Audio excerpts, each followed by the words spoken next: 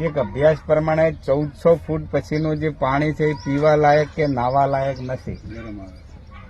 એટલે આપણે 1200 ફૂટે પહોંચ્યા છીએ એટલે કિનારી ઉપર છીએ. એટલે આ તળને આપણે ટકાવવા જ પડે. અને ખેડૂતોના બંધ બોર છે એની યાદી આવી છે. એ 2 કાર્યકર્તાઓ 10 બોરના ઇન્ચાર્જ થઈ જાય. આપણા પ્રાંત અધિકારી કાછર સાહેબ, આપણા તાલુકા વિકાસ અધિકારી શામળભાઈ, સરપંચ દીકરો, તળાટી ભાઈઓ અને બહેનો,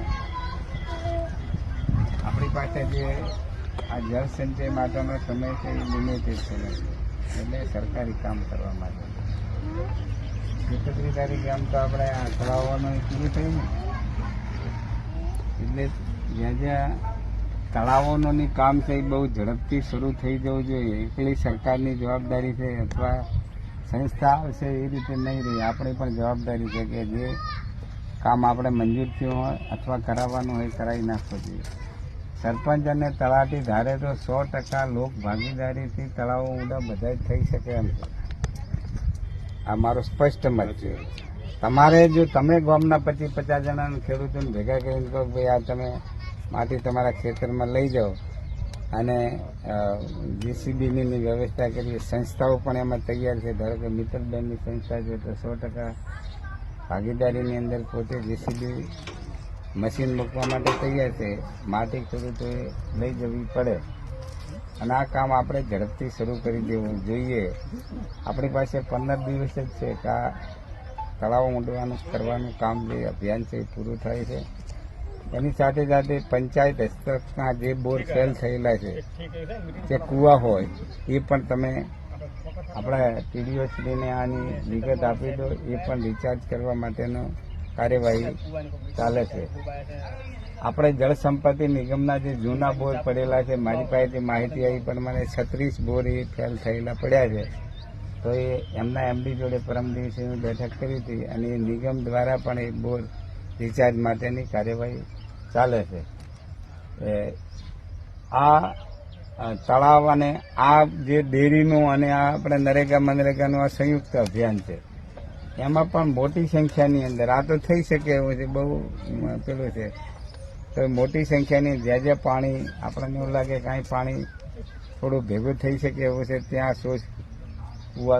સોચ ખાડા જે કોઈ આપણે બનાવી શકીએ છીએ. તો જેટલું પાણી ભૂગર્ભમાં ઉતરશે એટલો જ ફાયદો થવાનો છે. પાણીની સમસ્યા એ બહુ વિકટ સમસ્યા છે એમ માનજો, યુદ્ધના જેટલી વિકટ છે. એક અભ્યાસ પ્રમાણે 1400 ફૂટ પછીનું જે પાણી છે એ પીવા લાયક કે નાવા લાયક નથી. એટલે આપણે 1200 ફૂટે પહોંચ્યા છીએ એટલે કિનારી ઉપર છીએ.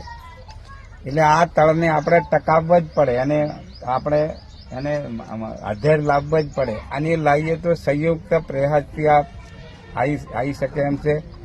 સરપંચો તળાટીઓ અહીં બધા જ છે. તારે પાણી બચે એ પણ આ જળ આપણા ભાઈ વાયુદેવ, જળદેવ, અગ્નિદેવ આ દેવ છે.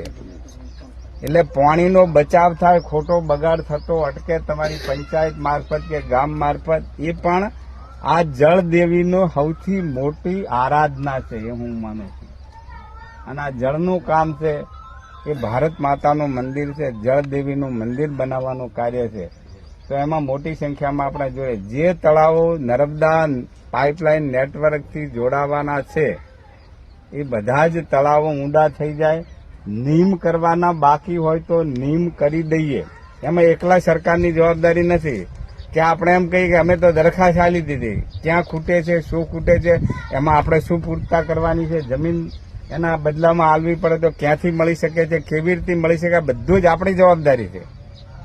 એટલે આપણે દરખાસ્ત આપી દીધી એટલે આપણે છૂટી જતા નથી. જ્યાં સુધી એનો ઓર્ડર ના થાય ત્યાં સુધી આપણે એની પાછળ રહેવું જોઈએ. તંત્ર તમને પૂરી રીતે મદદ કરશે. એટલે જે તળાવો નીમ નથી નીમ થઈ જાય, જે તળાવો ઊંડા કરવાના બાકી છે ઊંડા થઈ જાય. અને એના પછી આપણે આ જળ સંપત્તિ એટલે જળ સંપત્તિ વિભાગ દ્વારા આપણે એને પથ્થર પિચિંગનું તબક્કાવાર કામ કરવા માંગીએ છીએ. એટલે આપણી પાસે સમય ઓછો છે ઘણા મને ભાઈ સાહેબ પાણી આપવા દો કે અમે ત્યાં પર તમે ચો તૈયાર તમે બાવળે નથી કાઢી. આ હકીકત કહું છું, પાણી તમારા પહેલા આવશે, આ કહી દો તમને. એટલે આપણી પાસે જે સમય છે એ 12 મહિના 1.5 વર્ષનો જ સમય આપણી પાસે છે કે જે આ નેટવર્ક પૂરું થતા એમાં પણ પૂરો સહકાર લોકોનો તમારો જોઈશે કે એમાં કોઈ બીજા પ્રશ્નો ના આવે. લોકો પાઇપલાઇન માટેનું કામ એ સ્વેચ્છાએ કરવા દે, એ બધી જ જવાબદારી આપણા ઉપર છે. એટલે આ પાઇપલાઇનનું કામ પૂરું થાય ને આપણા તળાવમાં પાણી પહોંચે એના પહેલા તળાવ સુધારણાનું કામ 100% આપણે પૂરું કરવું પડે. પાણી આવ્યા પછી કશું જ થઈ શકવાનું નથી. આ વાત તમે સમજીને ચાલુ. આ સુજલામ સુફલામની અંદર આપણે ત્યાં લાખણી આગળ નાળું મંજૂર થયા ને આજે આ 2.5 વર્ષ થઈ ગયા, પણ એ નાળું કરી શકતા નથી કારણ કે પાણી બંધ જ નથી થવાનું. પાણી વગર બંધ. આ આપણે વડાણાનું મુખ્ય કેનાલ આગળનો જે સ્ટ્રક્ચર છે એ પોળું કરવાનું છે, તો એ કામ નથી થઈ શકતું. એટલે પાણી આવ્યા પછી કશું જ થવાનું નથી. હિલડીના 5 તળાવ નર્મદા પાઇપલાઇનથી જોડાયેલા છે. 5 તળાવોને મેં પથ્થર પિચિંગ માટેનું સૂચન કર્યું હતું, તો એ લોકોનો રિપોર્ટ આવ્યો છે કે પાણી ભરાયેલું છે, તો પંચાયત પાણી જો ખાલી કરે તો અમે સર્વેને આગળની કાર્યવાહી કરી શકીએ. આ બધે જ આ પ્રશ્ન ઉભા થવાના છે. એટલે આપણી પાસે જે આ 12 મહિનાનો સમય છે, જેટલા ઘોડો દોડાવે એટલે દોડાવી લેજો.